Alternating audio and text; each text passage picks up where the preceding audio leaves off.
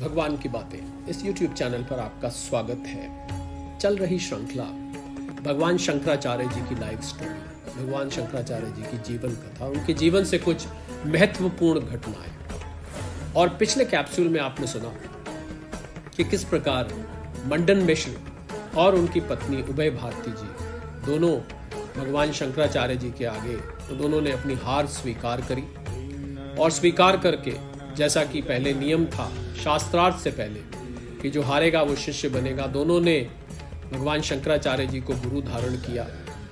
और मंडन मिश्र जी साउथ में जो श्रृंगेरी मठ है उसके आचार्य बने और उनका नाम पड़ा सुरेश्वराचार्य जी। अति विद्वान भगवान शंकराचार्य जी की उन पर कृपा हुई और कृपा होके उनको साक्षात्कार हुआ और वो वहां के पहले आचार्य श्रृंगेरी मठ के बने। आइए देखते हैं आगे क्या हुआ। भगवान शंकराचार्य जी की पहले स्तुति। शंकरम शंकराचार्यम केशवम बादरायणम सूत्र भाष्य कृतो वंदे भगवंतो पुनः पुनः ईश्वरो गुरार्मेति मूर्ति भेद विभागिने व्योमवत व्याप्त ध्याय दक्षिणामूर्ताय गुरुर्ब्रह्मा गुरुर्विष्णु गुरुर्देव महेश्वर गुरुर साक्षात परब्रह्म तस्मै श्री गुरुवे नमः। तस्मै श्री गुरुवे नमः।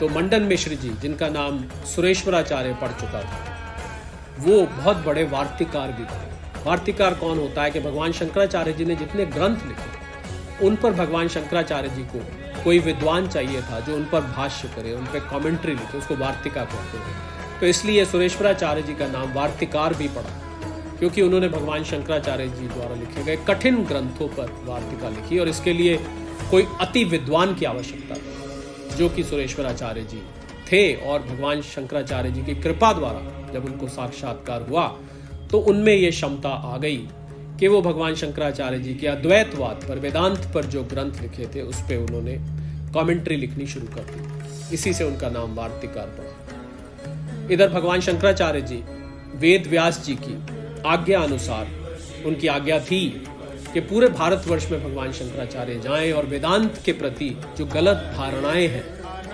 जो लोग वेदांत का खंडन करते हैं, जो लोग वेदांत को नहीं मानते, उनमें से वो अंधकार हटाएं। तो भगवान शंकराचार्य जी अपने मिशन पर निकल पड़े। साउथ में तो वो थे ही, उन्होंने साउथ का भ्रमण किया। रास्ते में उन्होंने ना जाने कितने ही विद्वानों को शास्त्रार्थ में हराया और उसमें से जो विद्वान जिनमें घमंड नहीं था, जिनमें अभिमान नहीं था, वो भगवान शंकराचार्य जी के शिष्य बनते गए। और जिनमें घमंड था, जिनमें अभिमान था, वो इस इंतजार में बैठे रहे कि जब शंकराचार्य जी धरती पर नहीं होंगे तो हम अपना वर्चस्व पुनः स्थापित कर सकेंगे, क्योंकि वो ये समझ गए थे कि भगवान शंकराचार्य जी से बड़ा और कोई भी नहीं है। तो इस प्रकार भगवान शंकराचार्य जी महाराष्ट्र की ओर चले, वेस्ट की तरफ, और रास्ते में बहुत सुंदर सुंदर स्थान देखते हुए, रमण करते हुए वो चलते रहे और एक बहुत सुंदर जगह पहुंचे जिसका नाम था श्री साइलम।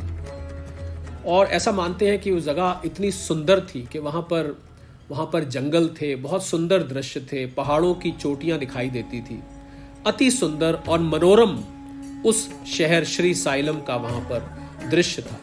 और ऐसा माना जाता है कि ये जगह भगवान शंकर को भी बहुत प्रिय थी और वहाँ पर मशहूर ज्योतिर्लिंग मल्लिका अर्जुन भी था। तो भगवान शंकराचार्य जी ने, एक ही बात है, भगवान शंकर कहिए, भगवान शंकराचार्य जी कहिए, उन्होंने वहां की नदी में स्नान किया और स्नान कर उन्होंने अपना जो दिनचर्या पूरी करी। मल्लिका अर्जुन ज्योतिर्लिंग पर उन्होंने पूजा करी। हम सब जानते हैं कि ज्योतिर्लिंग वो स्थान होते हैं जहां पर भगवान शंकर प्रत्यक्ष होते हैं। बाकी ज्योतिर्लिंग तो आपको शहर शहर में जगह जगह मिलेंगे, पर ज्योतिर्लिंगों की विशेषता यह है कि यहाँ पर भगवान शंकराचार्य या भगवान शंकर कह लीजिए, वो प्रत्यक्ष होते हैं। अगर भगवान शंकर की जगह शंकराचार्य निकल जाए और भगवान शंकराचार्य की जगह भगवान शंकर निकल जाए मुंह से, तो हम उस पर करेक्शन भी नहीं करना चाहते, क्योंकि वो एक ही बात है। तो भगवान शंकराचार्य जी ने उस ज्योतिर्लिंग की पूजा करी और पूजा करके भगवान शंकराचार्य जी ने वहाँ पर उपदेश भी किया, जिसको बहुत सारे विद्वानों ने वहाँ पर सुना। और जब वो वहाँ पर श्री साइलम में थे तो सुरेश्वराचार्य जी भी उनके साथ थे, उनके शिष्य थे, उनके साथ साथ चल रहे थे। अब तक हम सुन चुके हैं कि 2 शिष्य भगवान शंकराचार्य जी मुख्य शिष्य बना चुके। पहले शिष्य पद्मपायन आचार्य जी, जिनका नाम सानंद था, आपने उनकी कथा पिछले कैप्सूल्स में सुनी। ये दूसरे मुख्य शिष्य मंडन मिश्र जी, जिनका नाम भगवान शंकराचार्य ने सुरेश्वराचार्य रखा। तो बहुत सारे विद्वानों से तो वहाँ सुरेश्वराचार्य जी ने ही शास्त्रार्थ किया, भगवान शंकराचार्य जी की जरूरत ही नहीं पड़ी। और उस शास्त्रार्थ में सुरेश्वराचार्य जी के आगे भी कोई नहीं टिक पाया। इतने वो विद्वान थे, इतने बड़े वो ज्ञाता थे कि उनके आगे कोई भी विद्वान वहाँ का नहीं टिक पाया। और वही जो हारते गए वो तो भगवान शंकराचार्य जी के साथ साथ सम्मिलित होते गए, और जिनमें अभिमान था और हारे, वो बैठ के एक तरफ इंतजार करते रहे कि कब हम अपना वर्चस्व स्थापित कर पाएंगे भगवान शंकराचार्य जी के जाने के बाद। ऐसे उनके मन में दुर्विचार आने लगे। और भगवान शंकराचार्य जी अपने मिशन पर पूरी तरह से फोकस थे, उनका ध्यान पूरी तरह से केंद्रित था, उनको पता था उन्होंने क्या करना। और एक दिन अचानक क्या होता है कि एक दिन एक बहुत ही भद्दा दिखने वाला व्यक्ति, इनको कपालिका कहते हैं, इनको अघोरी भी कहते हैं, अघोरी से जाना जाता है, गले में हड्डियों की माला होती है, और बहुत ही भयंकर और बहुत ही भयानक दिखने वाले व्यक्ति अपने भेष बदलकर, एक साधु का भेष बदलकर, एक बहुत सीधे साधे साधु का भेष बदलकर और बहुत ही गलत मंशा से भगवान शंकराचार्य जी के पास आ गए। और भेष ऐसा था कि देख के कोई भी मान ले कि ये बहुत ही सादे साधु हैं, बहुत ही पहुंचे हुए साधु हैं। और आकर उन्होंने भगवान शंकराचार्य जी के सामने प्रणाम किया और खड़े हो गए। भेष ऐसा था जैसे रावण ने एक समय माता सीता का हरण के लिए बनाया था, जिस पे कोई भी तनिक भी शक ना कर सके। और उस समय भगवान शंकराचार्य जी वहां अकेले थे, उनके शिष्य कोई कार्य से गए हुए थे, और यही वो मौका तलाश रहे थे। वो जो कपालिका थे, जो अघोरी थे, वो मौका तलाश रहे थे कि कब भगवान शंकराचार्य जी अकेले हों और मैं वहां जाऊं भेष बदलकर। और उनको वो मौका मिला, और वहां जाके उन कपालिका ने, जो कि साधु के भेष में थे, भगवान शंकराचार्य जी के आगे बोला कि मैंने आपके बारे में बहुत सुना है, आपसे बढ़ के विद्वान कोई नहीं है, आपसे बढ़ के कृपालु कोई नहीं है, आपसे बढ़कर वेदांत का ज्ञाता कोई नहीं है, और जहां भी मैंने सुना है आपकी प्रशंसा ही सुनी है।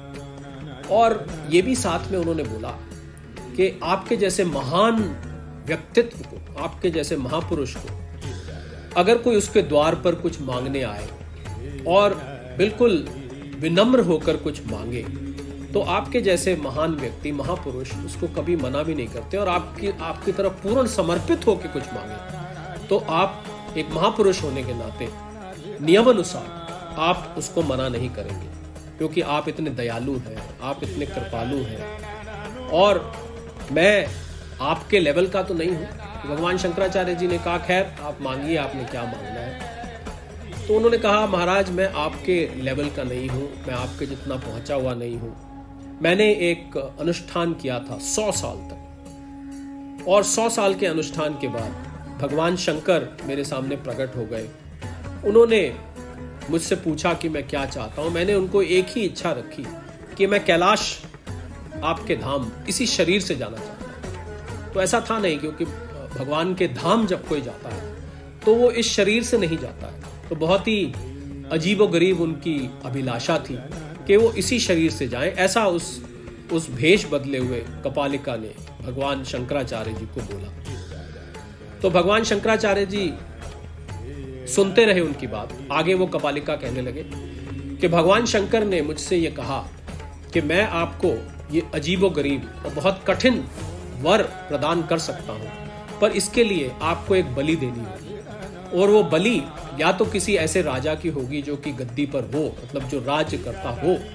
अगर ऐसा नहीं है तो किसी पहुंचे हुए महापुरुष की, सर्वज्ञाता महापुरुष की, इन दोनों में से किसी एक की बलि आपको देनी पड़ेगी।